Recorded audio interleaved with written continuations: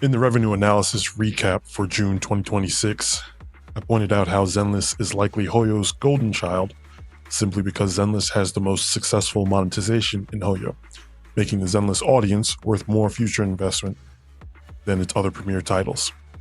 Whatever Zenless is doing, its players find worth spending nearly 4 to 5 times as much as the average Genshin player, for example. Naturally, Hoyo will want to find more of these players in comparison to players that spend less. They will also want to apply whatever makes player spending go up to all of their titles. The entire gacha space will also want to do this where possible. On the player side, we hope that player spending is the result of perceived value, not paywalls and predatory pressure. If increased predatory tactics are leading to the higher player spending, that's a terrible omen for gamers. But if a game is actually less predatory or stingy and players spend more, then it's a win-win for everyone. So the question of why Zenless players are spending more becomes important. Punishing Gray Raven has the highest player spending I've ever seen, but because it is so small, it can be difficult to conclude the causation will be the same.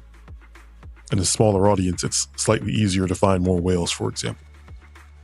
Fortunately, the aptly named Big Four, which might be Big Six by now, but that's not the point, they are more than massive enough to have a better snapshot of the general audience, especially the audience size necessary to make the revenue that companies are looking for to warrant games of their size and quality and content.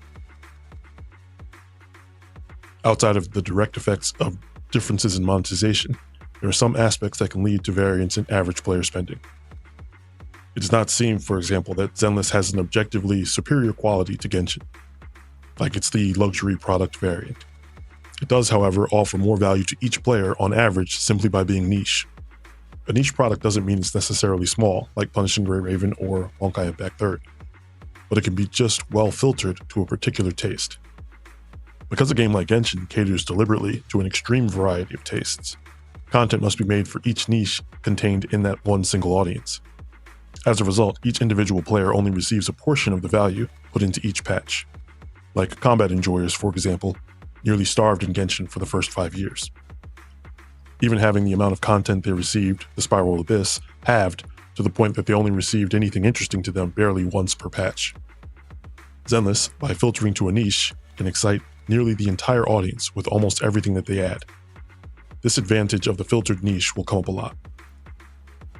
Zenless is not only for combat enjoyers, but for a specific type of combat enjoyer, one that's nearly distinct from its extremely close comrade, Wuthering Waves. Despite the games being described similarly, like Tekken and Street Fighter, in practice, they will filter to very distinct audience appeals. People might like both, but the experience will be different enough that many can love one and really not resonate with the other. This is perfect for the industry, in my opinion, and precisely the way dev teams should work in the future. Instead of making a game to try to serve everyone, a game that focuses on making the entirety of a very specific niche feel like they have an entire game for them. The more content in a given game players feel is for them specifically, naturally the more value that game will have to them. That value can and will show up in spending. When players are spending because of value, they do not need to be tricked or restricted into paying for it. It also can't be ignored that in an effort to appeal to masses, the industry often morphs the meaning of gamer while trying to get gamer money. Actual gamers do not need to be tricked into spending money on games. A gamer will buy Devil May Cry just to experience playing it. For similar reasons, they might pay for a character like Banyue or Yanagi simply because it is fun to play the game with them, not because they can't clear without using them. When you try to convert book readers and movie watchers into gamers by handing them a controller to turn the pages or roll the reel, they do not come with the internal motivation to pay gamer prices. You end up having to convert them into spenders with tricks. We'll probably revisit this as there are many other reasons that come down to development methods and audience type that can lead to a game that players are glad to spend on, at almost any price, to be honest. But to wrap up this idea into something digestible, a good lesson to be learned from Zenless is making a game for a narrow target audience so that much of your effort can be appreciated and valued by that audience. It's not only easier to provide them with more value more often, but you can also respond more quickly to feedback, as your audience will have less of a tendency to completely clash in their goals. Like trying to minimize player anxiety in a game where every actual gameplay button is combat related. Like Zenless, who seems to come up with something new for its players every patch, the company does not have to worry about cleaving off large portions of the audience with every change. Focusing on niches seem to be the best way to actually reach a wider general audience of gamers and grow the market. You can't serve every taste the same dish and not have it be bland to the majority. And you can't have a single team excel at making every sort of flavor. Wuthering and Zenless are benefiting from splitting a niche into a smaller niche, and then together are seeing player spending numbers that have been unheard of since Genshin released. Sometimes the difference in doubling an audience size is actually just taking the mayo off of the burger and putting barbecue sauce instead. You don't always need to recreate the entire dish to find a new starving audience. Rarely do you have to, actually.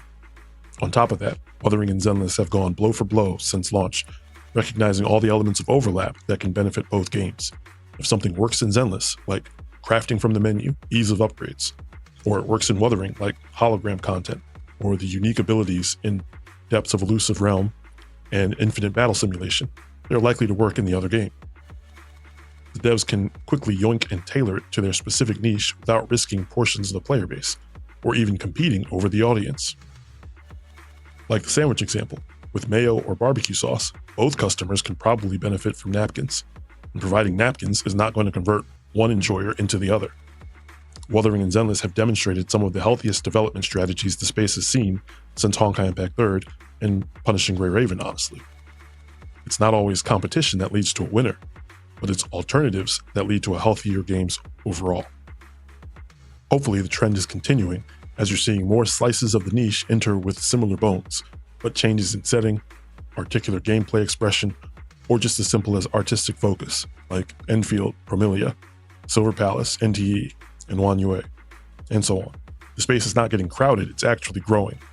90% of those games aren't for me personally. Zenless isn't, ironically, despite my glazing. And that's the best thing that has happened to the space because it shouldn't be. Divide the space up into niches and serve them exclusively, and the actual industry will grow in a healthy way. Even Genshin can prune its audience to who actually resonates with the value the devs are creating. If this keeps up, the future should be bright. The community can make the same mistake the companies make by judging a game purely by popularity metrics. Zenless is showing that a game doesn't need to cater to a mobile player. It doesn't need to be fun to watch on Twitch all day. It doesn't need everyone to be talking about the story endlessly. It doesn't need a full motion picture every single patch, or a puzzle mode that completely contrasts with the main gameplay experience. It just needs to find a group of people that want to play the game and serve them exactly what they want, consistently. And apparently, two games can split the same niche almost indiscernibly, and both can make $1 billion a year. That's great news for gamers and developers alike. It means there's plenty of room for all of us, and we can spec the game to cater to us where we are, rather than serve as porridge that everyone can eat but no one will love. Next, I'll talk about the actual monetization factors that influence Zenless's success in player spending, at least in comparison to Genshin, and why it's again good news for players of all these games. Leave your thoughts down in the comments below. Thanks for watching.